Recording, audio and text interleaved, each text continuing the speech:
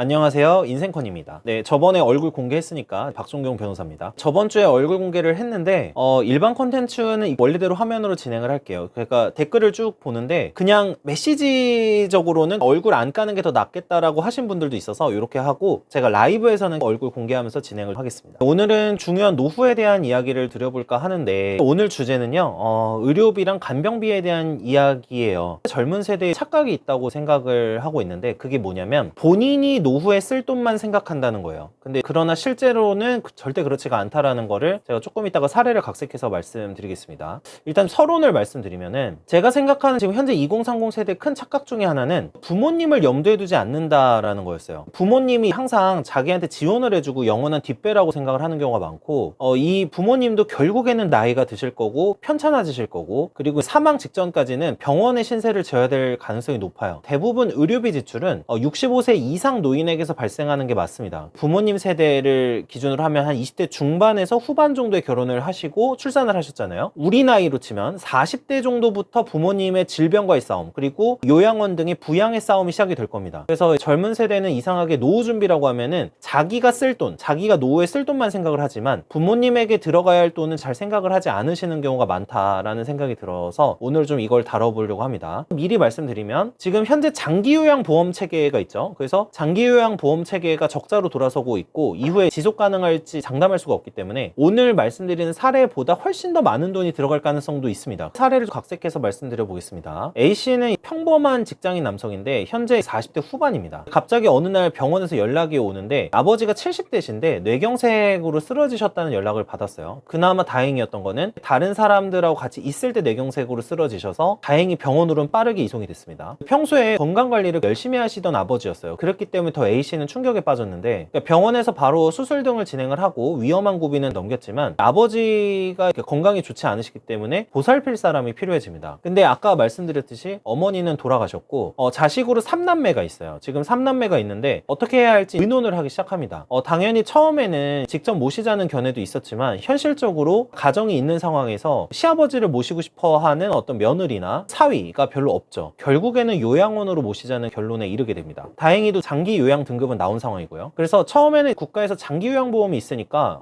지원을 많이 해주겠지? 실제로 지원을 많이 해줬습니다. 지원을 해줄 거라고 생각을 했고 많이 받았는데, 문제는 지원을 해주더라도 들어가는 돈이 상당했다는 거예요. 외국에 비하면 이 의료 혜택이나 이제 받을 수 있는 의료의 질이 굉장히 우수한 걸로 A씨도 알고 있습니다. 알고 있고, 그리고 건강보험 시스템뿐만 아니라 장기요양 보험료를 내죠. 그래서 장기요양 보험 시스템도 이제 가지고 있고 많이 그렇게까지는 부담이 안 될 거라고 막연히 생각을 하고 있었는데, 실제로 경험해보니까 장난이 아닌 거예요. 형제들이 한 달에 부담해야 되는 금액이 최소 150만 원 이상이 매달 넘어갑니다. 정부의 지원을 받고 있음에도 비급여 항목 등으로 인해 식사라든지 기본적으로 저 정도 금액이 들어가고 있습니다. 이러던 와중에 갑자기 한 형제가 자신은 돈이 없고 부담하기가 어렵다고 하면서 이체를 안 하기 시작해요, 돈을. 결국에 남은 두 형제가 부담이 가중이 되는 거죠. 이에 따라서 부양료 소송을 다른 형제에게 하기 위해서 시작을 하게 되고, 가족들의 사이가 점점 안 좋아지고 형제 간에는 앙금만 남게 됩니다. 제가 오늘 이 케이스는요, 부양료 소송까지 간 케이스를 말씀드리긴 했는데, 솔직하게 말씀드리면 부양료 소송을 하지 않더라도 이런 상황에 있는 가족들이 굉장히 많죠. 그러니까 형제 중에 일방이 전부 부담하고 있거나 엄청난 의료비나 요양원 비용 등을 감당하기 어려워서 굉장히 고민을 하거나, 실제로는요 요양원에 맡겨놨다가 돈을 안 내고 그냥 버려버리는 케이스도 있어요. 이거는 우리나라의 그 어떤 누구도 피하기 어려운 상황이 바로 이 상황입니다. 먼저 제가 오늘 말씀드릴 게 노후 빈곤율부터 말씀을 드릴게요. 노인 빈곤율의 개념이 OECD 기준으로 봤을 때, OECD는 66세부터로 따지는데 어쨌든 우리나라 65세가 일반적인 노인으로 생각하니까 65세 이상의 노인 가구 중에 중위 가구 소득 절반 미만의 소득자 비율을 노인 빈곤율로 보는데, OECD 중 한국의 노인 빈곤 위험도가 한국이 1위입니다. 지금 고령층의 상대적 빈곤 위험도, 아까 지금 말씀드린 중위 가구 소득 절반 미만의 소득을 가진 이 경우가 40.4%로 통계마다 다르겠지만 상당히 높은 편입니다. 빈곤하신 상황에서 편찮아지신다면 건강보험 등에서는 많은 혜택을 볼 수 있겠지만 장기요양보험료에서 모든 돈이 나오냐? 그렇지는 않다는 거죠. 다른 영상에서도 말씀드렸지만 이 건강보험 시스템 그리고 장기요양 시스템이 유지가 될 수 있을지 잘 모르겠어요. 결과적으로는 보장 대상이 줄어들 가능성이 높고, 그렇게 되면은 국가에서 다 보장하기 어렵기 때문에 때문에 자녀들이 돈을 써야 되는 상황입니다. 그러면 베이비붐 세대가 50대 후반에서 한 60대 초반 정도 되는 세대가 건강이 악화되는 70살 이후 현재 도래를 했는데, 이때부터는 자녀들이 자기만 생각하고 돈을 모았을 때 이 부분을 생각을 하고 염두에 두지 않으면은 예상과 다르게 흘러갈 수 있다는 거예요. 결국에 부모님이 편찮아지시면은 자녀들의 경제력에도 영향을 주기 시작하는 거고, 아마 저와 비슷한 또래 세대, 지금 30대 중후반, 20대 분들도 이미 경험하신 분들도 간혹 있어요. 제 댓글들을 보면. 그러니까 이분들은 누구나 경험을 하게 될 상황이라는 거예요. 단지 시기의 문제지. 지금 저희 영상에는 주로 30대, 40대가 제일 많이 보시는데 40에서 50대는 이미 지옥을 맛보고 있습니다. 제가 지금 소송을 하면서 느끼는 점이 부양류 소송이 지금 증가하고 있어요. 왜 그러냐면, 과거에는 그냥 협의를 해서 이렇게 진행을 했다면 지금 경기도 안 좋은 상황에서 만약에 부모님이 자산이 없으신 상황이다, 상속할 자산이 없으신 상황이다라고 하면은 자녀들 중 한쪽에서 부양을 하는 경우에 원래는 상속 재산을 가져간다거나 이렇게 많이 했었죠. 그러니까 기여분이라고 해서 만약에 상속 분쟁이 있을 경우, 이건 보통 공증을 서셔서 상속재산 처리를 미리 해놓으시는 게 좋습니다만, 그런 걸 안 했다라면 기여분 관련해서 다툼이 있어요. 근데 이거를 논외로 하더라도 한쪽에서 부양을 하는 경우에 만약에 부모님이 자산이 없다, 그러면 상속받을 자산이 없잖아요. 그러면은 비용이라도 균등하게 부담해야 되는 게 맞잖아요. 그러니까 부양류 소송이 늘어나는 겁니다. 법 얘기를 좀 드리면은, 지금 장기요양 시스템은 뭐냐, 노인 장기요양보험법에서 규정하는 노인의 개념이 있어요. 제가 한번 읽어드리면, 65세 이상의 노인 또는 65세 미만의 자로서 치매, 뇌혈관성 질환 등 대통령령으로 정하는 노인성 질병을 가진 자, 그리고 이런 사람들한테 검사를 해서 장기 요양 등급을 받으면 이제 이 부분에 대해서 지원이 나오고 요양원 등에 들어가게 될 수가 있는데, 이 장기요양보험 시스템으로 커버를 하고 있는 상황인데도 이 정도 비용이, 제가 사례에서 말씀드린 비용이 듭니다. 그리고 다른 영상에서도 말씀드렸듯이 보장 대상이 계속 줄어들 가능성이 높아요. 재정이 고갈되고 있으니까. 오늘 말씀드리고 싶은 거는 20대 30대라도 자기의 노후 준비만 생각하면 안 돼요. 부모님에게 제대로 지원을 해드리고 적어도 요양원 비용이라도 마련을 하려면 지금 당장 내 노후만 생각해서는 불가능하다는 거예요. 참고로 말씀드리면 요양병원이나 요양원은 다르죠. 그러니까 요양원은 장기요양급여에서 충당을 하고요, 요양병원은 병원이기 때문에 국민건강보험, 건강보험에서 충당을 합니다. 제가 찾아봤어요. 이 요양원에 따라서 비용이 어느 정도 되는지. 그래서 화면에 띄워드릴 건데, 보통은 본인 부담이 20%라고 해요. 이게 일반 대상자의 경우에. 그러면은 1등급, 2등급, 3등급, 4등급, 5등급에 따라 조금 다릅니다만 40에서 50만 원 정도가 든다고는 나옵니다. 근데 문제는 간식, 식사, 각종 부대 비용은 여기에 포함되어 있지 않아요. 그래서 이것까지 생각하면 요양원에 모시려면 150만 원 정도는 든다고 생각을 하셔야 됩니다. 결국에 요양원에 부모님이 편찮으셔서 들어가시고, 만약에 부모님 중에 한 분이 돌아가시게 되면 결국에 누군가는 한 분을 모셔야 되는 상황이 되는데, 이런 경우가 될수록 자산을 모으기가 힘들어진다는 거예요. 그러면 이걸 미리 준비를 하지 않으면 부모님을 모시는 문제부터 형제 간의 다툼이 시작되는 경우가 정말 많습니다. 노인 빈곤율 말씀도 드렸지만, 가끔 제가 택시를 타면서 이렇게 관찰을 하면서 느끼는 게 있어요. 택시기사분들 중에 젊은 기사님들을 요즘에 보기가 진짜 힘듭니다.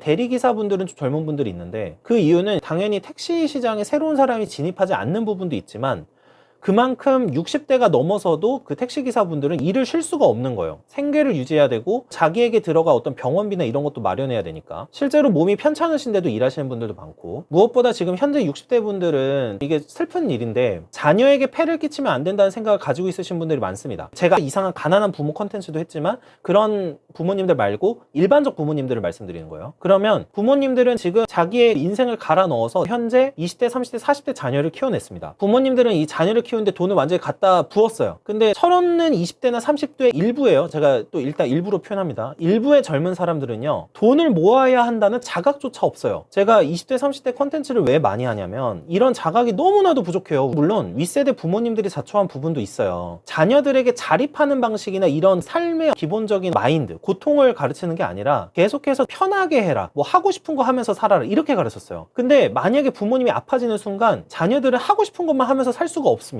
그래서 그때서야 자기의 삶에 대한 자각을 할 가능성이 높아져요. 근데 이 시기가 언제냐? 보통 30대 중후반에서 40대 초반이에요. 20대 30대는 이 부분에 대해서 너무 간과하고 있어요. 충분한 자산이 있는 경우가 아니라면, 부모님이 건강이 안 좋아지시자마자 한 달에 200씩 그냥 쓰기 시작하면은 얼마 못 버텨요. 그래서 결국에 이렇게 부모님이 건강이 안 좋아지실 경우에 자녀들이 이러한 비용의 상당 부분을 부담해야 될 가능성이 진짜 매우 높고, 이거는 언젠가는 반드시 닥칠 일입니다. 제 주변 친구들과 이야기를 할 때 부모님이 정말 많은 희생을 해서 키운 친구들이잖아요. 그리고 저는 솔직히 이렇게 생각해요. 20대 30대 애들이 굉장히 행복하게 살았어요. 제가 생각하기에는 많은 지원도 받았고 하고 싶은 것도 대부분 하면서 사는 경우가 많았고요. 물론 어려운 친구들 제외하고요. 근데 이 경우에 부모님이 편찮아지실 것이라는 생각을 하고, 예를 들면 향후에 이 자녀들이 부모에 대해서 어느 정도 이런 걸 돌봐야 된다는 생각을 하고 있는 경우가 너무 적어요. 그래서 항상 부모님은 영원히 건강하실 거고, 그리고 생계를 알아서 유지할 거라는 막연한 기대를 갖고 있는 20대 30대가 많다. 그리고 심지어는 철이 없는 일부 20대 30대의 경우에는 자기가 해외여행이나 무슨 유학이나 각종 하고 싶은 걸 얘기를 하면서 50대, 60대 부모한테 계속해서 지속적으로 요구를 하는 경우도 진짜 많습니다. 이런 생각을 해요. 제가 결혼을 하고 아이도 낳은 사람이지만 비혼 쪽을 지금 추구하시는 분들도 적어도 부모님에 대해서는 보답을 해야 되는 상황이에요. 젊은 세대의 생활 수준은 제가 생각했을 때 외국과 비교하면 정말 매우 높다라고 생각을 하는데, 내 노후뿐만 아니라 부모에 대한 간병이나 여러 가지 생각을 하게 돼요. 죽음에 대한 책을 읽다 보면은 미국에서도 이런 문제가 아주 많습니다. 갑자기 부모님이 편찮아지시면 가족이나 형제들 중에 한 명이 아예 달라붙어서 병간호를 하거나 여러 가지 돌보거나, 아니면 이런 요양원 시스템으로 가게 되는데, 유럽의 선진국에서도 좋은 의료 서비스를 못 받고 죽어가는 사람도 허다하죠. 근데 이런 상황에서 이런 미래에 대한 준비나 어떤 고민이나 이런 게 없이, 특히 부모님에 대한 어떤 요양비나 간병비 등에 대한 생각이 없이 돈을 쓰고 있는 게 아닌가라는 생각을 하는 거예요. 제 주변에서도 40대 50대 돼서 갑자기 부모님 편찮아지시면서 그때서야 깨닫는 분들이 굉장히 많거든요. 젊은 세대가 노후를 생각을 할 때 자기의 노후만 생각을 해서는 안 된다. 부모님에게 많은 돈이 들어갈 상황도 염두에 두고 미래를 준비할 필요가 있다고 생각을 하고, 20대 30대부터 미리 준비를 하지 않으면은 40대 때부터 뭔가 준비를 하려고 하면은 저는 조금 늦을 수도 있다라는 생각을 하는 거예요. 네, 시청해 주셔서 감사합니다.